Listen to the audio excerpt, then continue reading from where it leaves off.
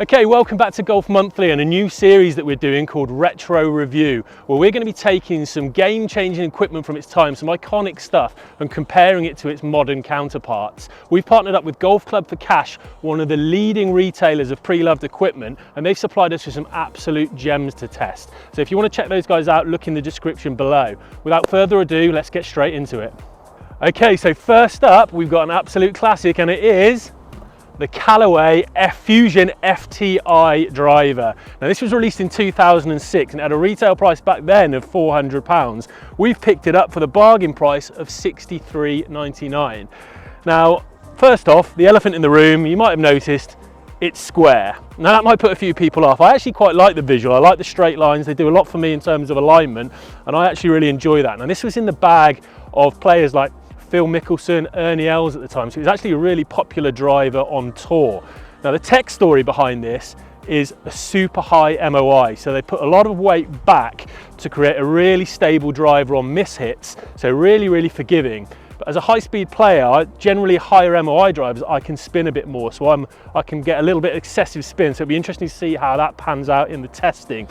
To explain the MOI a little bit, I always like the analogy, if I tried to push you over and you were just stood like this, it's going to be fairly easy for me. If all of a sudden you put a foot back and you've got more weight and stability back, you're going to be more stable and more difficult to push over. So that's the principle behind the FTI. I'm going to head to the range, get a few away and get some initial impressions.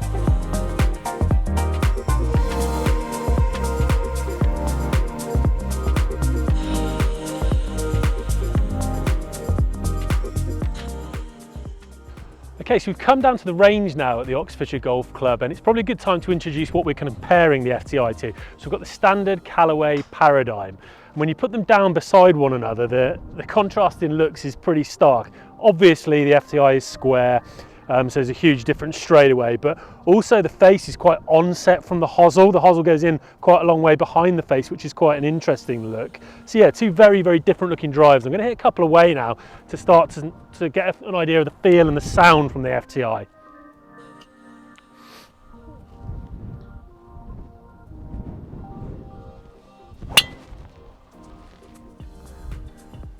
So first of all, acoustically, pretty audible there. It's a very loud noise that comes off the face. I hope that was picked up on screen because that is a very loud sound, and it did feel quite, it was almost like a hollow quality to it. Yeah, it's quite unique. So let's have another go.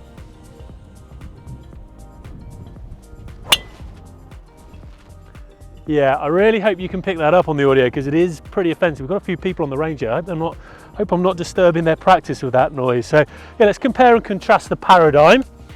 So it should be a very different feel.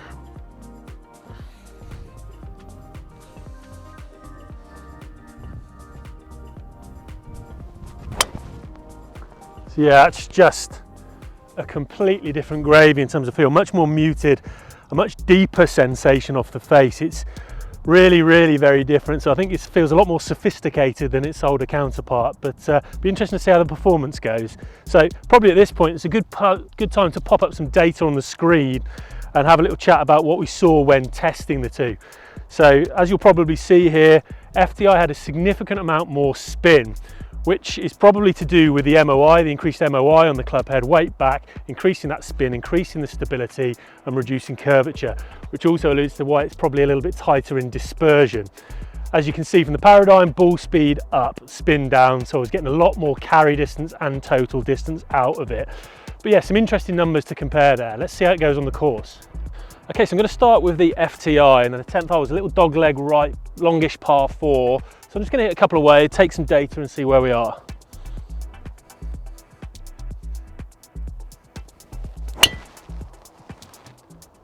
Little fade, started left side, cutting back, just going to make the fairway, quite floaty. Now these balls are marked with an F, so I can check where they end up down the fairway, or hopefully the fairway.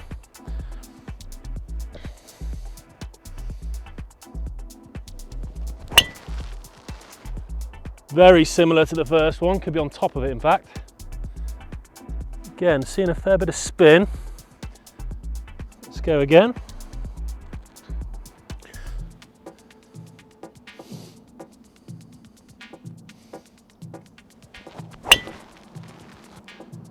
just a touch further left than the other two. It's probably going to stay in the left semi, but really similar flight window.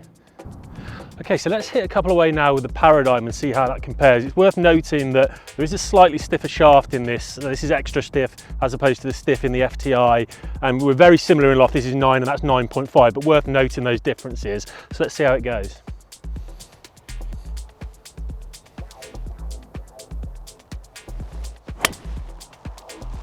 A little out the heel, just started straight, cutting onto the right edge of the fairway, that one. So a little bit more fade than the FTI. Let's go again.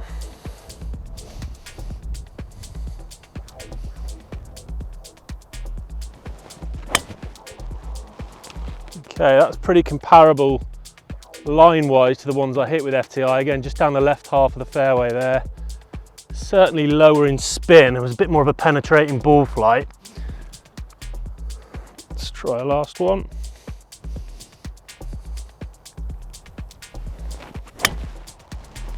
Again, similar to the first one there.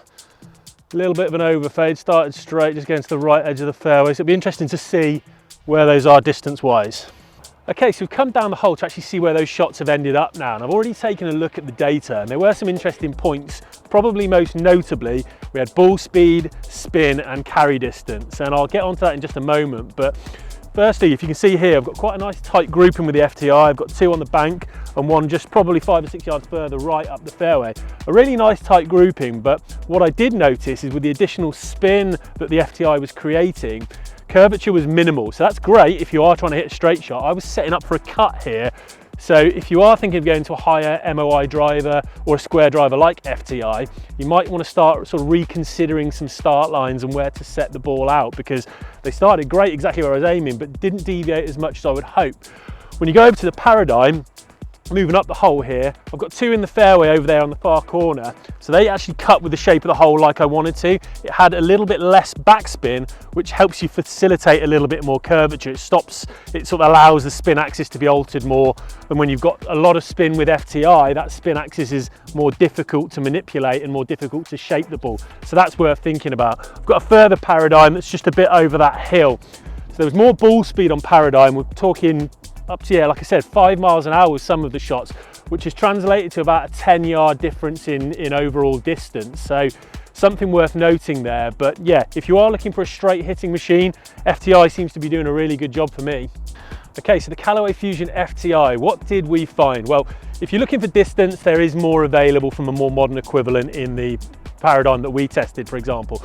But if you're playing a shorter, tighter golf course and you're on a budget, we've got a real fairway finding machine here. Loads of spin, loads of MOI, and plenty of safety to keep it in play. So in that sense, it really does stack up against its modern day counterpart. For $63.99, it's a real bargain in the right circumstances. So check out the description below. Go and have a look at Golf Clubs for Cash for some other best pre-loved equipment. And that's it from me from the Oxfordshire Golf Club. See you next time.